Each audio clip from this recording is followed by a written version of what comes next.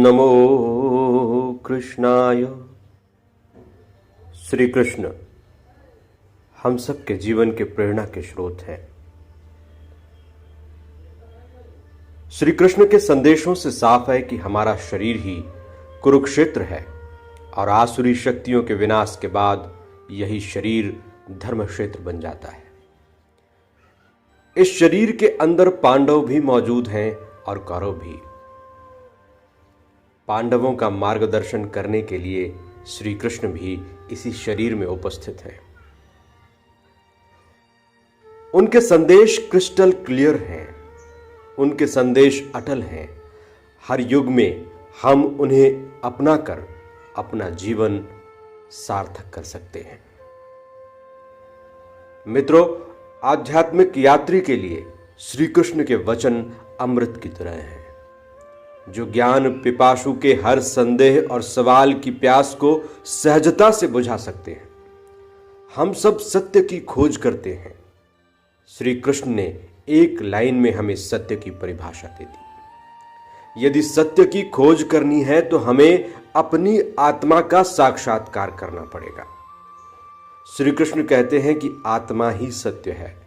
आत्मा को खोज लो तो सत्य हासिल हो जाएगा।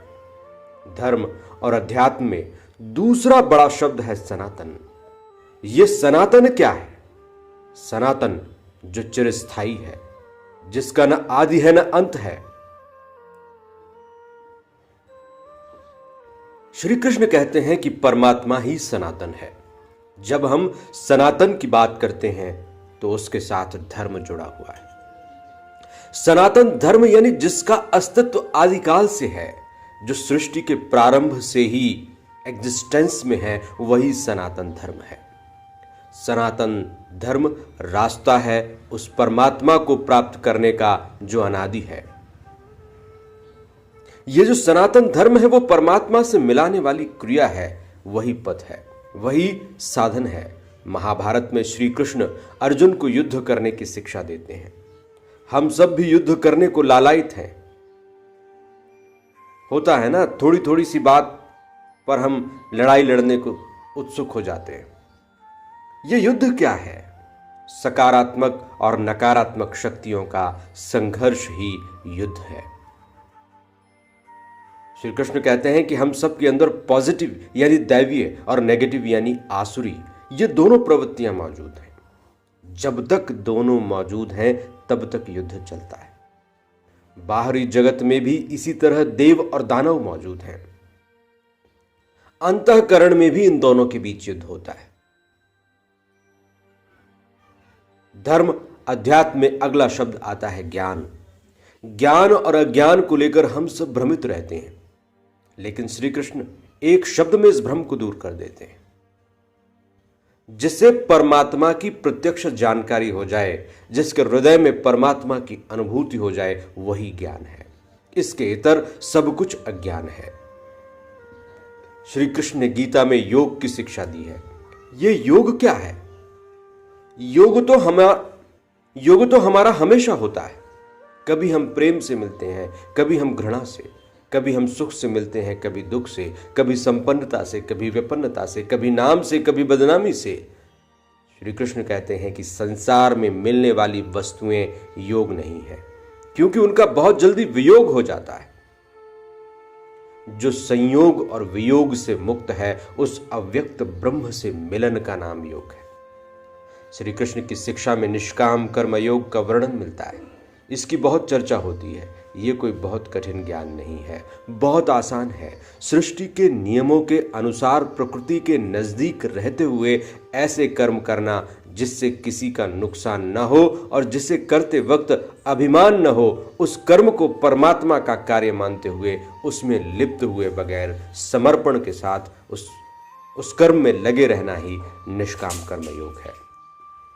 श्री कृष्ण अपनी शिक्षा में कहते हैं कि व्यक्ति लगातार परमात्मा के रास्ते पर चलता रहे। वो यदि इस रास्ते से हट जाता है तो वर्ण संकर हो जाता है। इसलिए अपने भ्रम को एक तरफ रखते हुए ईश्वर में पूर्ण विश्वास के साथ अपने वर्ण के मुताबिक अपने कार्य को करते रहना ही धर्म है। श्री कृष्ण कहते हैं कि मनुष्य अपने अंदर मौजूद दैवीय और आसुरी शक्तियों में से दैवीय शक्तियों को मजबूत करे और आसुरी शक्तियों का प्रतिकार करे। श्री कृष्ण के संदेशों से यह भी पता चलता है कि स्वर्ग नरक भी हृदय के आकाश में ही उपस्थित है। अवतार भी मनुष्य के अंदर ही प्रकट होता है। विराट दर्शन भी योगी के हृदय में ईश्वर के द्वारा दी गई अनुभूति है। हम सब इष्ट को लेकर भी भ्रमित रहते हैं। श्री कृष्ण कहते हैं कि उसे ढूंढने की क्या जरूरत है, हर जगह मैं ही मौजूद हूं। इसलिए विश्वास के साथ परात्पर ब्रह्म को पूजा जाए। वो परात्पर ब्रह्म अपने अंदर ही खोजा जाना चाहिए। श्री कृष्ण कहते हैं कि यह शरीर ही एक क्षेत्र है। यह शरीर एक उपजाऊ भूमि है जिसमें जैसा बीज बोया जाएगा वैसा ही वृक्ष प्रकट होगा। हमारा शरीर ही कुरुक्षेत्र है और आसुरी शक्तियों के विनाश के बाद यही शरीर धर्म क्षेत्र बन जाता है। हमारे अंदर मौजूद 10 इंद्रियां और मन यही कौरव है। हमारे अंदर जो अज्ञान है वही धृतराष्ट्र है।